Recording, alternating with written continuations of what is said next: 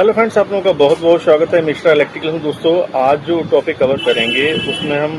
बात करेंगे टर्नओवर के बारे में। हम लोगों का जो टर्नओवर होता है वो ईयरली है ना प्रॉफिटेबल रहना चाहिए। उसी के कारण होते हैं जिससे हमारा टर्नओवर सही तरीके से नहीं हो पाता है पूरा, और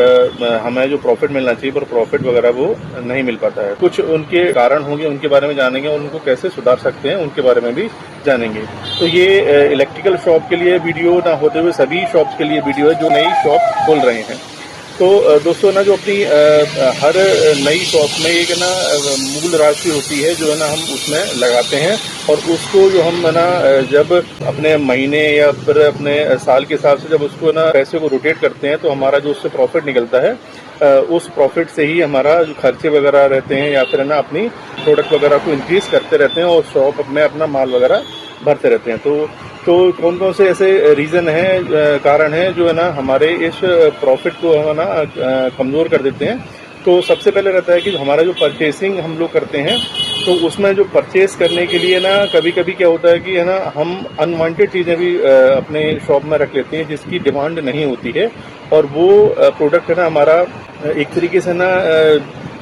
स्टोर रहता है और उसका पैसा हमारा घूमता नहीं है, और वो है ना हम उस पैसे को डिस्ट्रीब्यूटर या डीलर को दे चुके होते हैं, लेकिन फिर भी वो चीज़ हमारे पास रहती है और वो चीज़ जल्दी निकलती नहीं है। और इसमें कभी कभी रोल प्ले करता है कि है ना हम किस ब्रांड का सामान ले रहे हैं, और दूसरा हम किस एरिया में बैठे हुए हैं और वहाँ पर ना किस प्रोडक्ट की है ना क्या क्या डिमांड रहती है। तो उसी हिसाब से हम लोगों को परचेस करना चाहिए जिसमें आपका जो एरिया में डिमांड है और जो चीज़ आपने ईजिली ना परचेस करने के बाद है ना सेल आउट कर सकें। हम जब ना शॉप पर है ना सामान वगैरह ना सेल आउट करते हैं तो बहुत सारे है ना कस्टमर के साथ है ना एक हेल्थी रिलेशन बन जाता है, और कुछ कस्टमर ऐसे भी होते हैं जो है ना एक या दो बार ही मिले होते हैं, लेकिन है ना आप बिना सोचे समझे ना उनको उधारी वगैरह दे देते हैं। तो उसमें क्या है कि आपका जो पैसा रहता है वो नहीं मिल पाता है, और जो आपको ना टर्नओवर घुमाना पड़ता है, मतलब जो आपको ना राशि को घुमाना है अपने डिस्ट्रीब्यूटर या डीलर को ना जो पेमेंट करनी है वो भी आपके ना रुक जाती है, कम हो जाती है, और आपकी जो परचेस करने की जो पावर भी होती है वो भी कम हो जाती है, क्योंकि ना आपको पैसा मिलता भी नहीं और आपकी चीज़ भी चली जाती है। और एक तरीके से अगर देखा जाए तो कस्टमर भी है ना आपकी शॉप पर है ना थोड़ा सा आना कम हो जाता है, और आप एक तरीके से मेंटली भी डिस्टर्ब हो जाते हैं। तो कोशिश करें कि ना आप है ना बहुत ही सेलेक्टेड लोगों को है ना उधारी वगैरह दें, और उधारी एक तरीके से ऐसा रहता है कि ना आप है ना बहुत ही सोच समझ कर है ना उन्हीं लोगों को केवल उधारी दें जो ना आपके बहुत ही परिचित हों और आपको 100% है ना आपको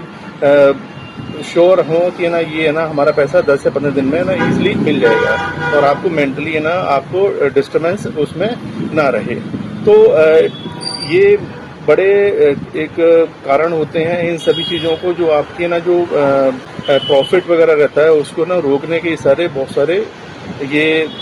कारण बन जाते हैं। शॉप पर हुए अनुभवों को आपके साथ शेयर करता रहता हूँ, और इन सभी से आपको जो सीखने को मिलता है, जिनका भी नया इलेक्ट्रिकल काउंटर खुल रहा है तो उनको बहुत सारी चीज़ें पहले से ही पता चल जाती हैं। तो दोस्तों, इलेक्ट्रिकल से रिलेटेड ऐसे ही है ना आपके लिए वीडियोस वगैरह बनाता रहता हूँ। थोड़ा समय थोड़ा कम रहता है क्योंकि शॉप पर भी बहुत सारी चीज़ें रहती हैं, तो वीडियोस वगैरह मैं सही तरीके से एक तरीके से मैं बना नहीं पाता हूँ, और जब भी मुझे समय मिलता है मैं वीडियोज़ वगैरह के माध्यम से आपसे जुड़ा रहूँगा और आपको इलेक्ट्रिकल से रिलेटेड ऐसे ही अमेजिंग वीडियोज़ है ना लेकर आता रहूँगा।